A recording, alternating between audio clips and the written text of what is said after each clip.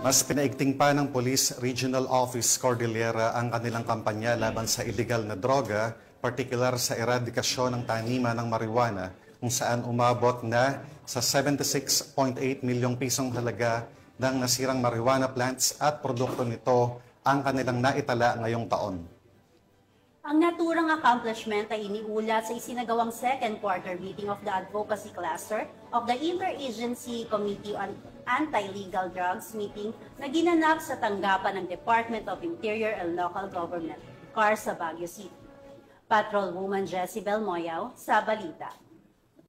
Pinaigting pa ng Police Regional Office Cordillera ang kanilang kampanya laban sa pagtatanim at distribusyon ng marijuana sa rehiyon, kasabay ng pagpapatupad ng mga programang naglalayong wakasan ang naturang iligal na aktibidad sa tulong ng komunidad. Sa second quarter meeting ng Cordillera Interagency Committee on Anti-Illegal Drugs Advocacy Cluster noong ika-1 ng Hulyo taong kasalukuyan, iniulat ni Police Captain Frederick Chiday ng PROCAR na kasalukuyang ipinatutupad ng kapulisan sa Benguet ang mga programang Uplan Binadang Gabot at Uplan Marso na nakatuon sa pagpapalakas ng ugnayan sa mga lokal na residente upang mas epektibong malabanan ang marijuana cultivation.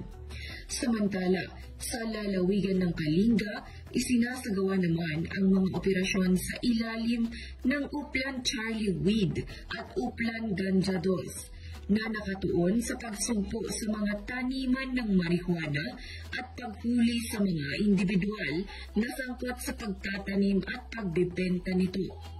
Mula Marso hanggang Hunyo ng taong kasalukuyan, nakapagsagawa ang PROCAR ng 75 marijuana eradication operations kung saan mahigit 76.8 million peso ang tinatayang kabuuang halaga ng mga nakumpiskang ipinagbabawal na gamot, kabilang na ang marijuana at shabu. Ipinapakita ng mga inisyatibang ito ang patuloy na dedikasyon ng kapulisan ng Cordillera sa kanilang tungkuling sugpuin ang iligal na droga, protektahan ang mamamayan at itaguyod ang ligtas at maayos na pamayanan. Mula dito sa rehiyon ng Cordillera, ako ang inyong PNN correspondent, Patrolwoman Jezebel Moyaw, alagad ng batas, tagataguyod ng balitang pulis.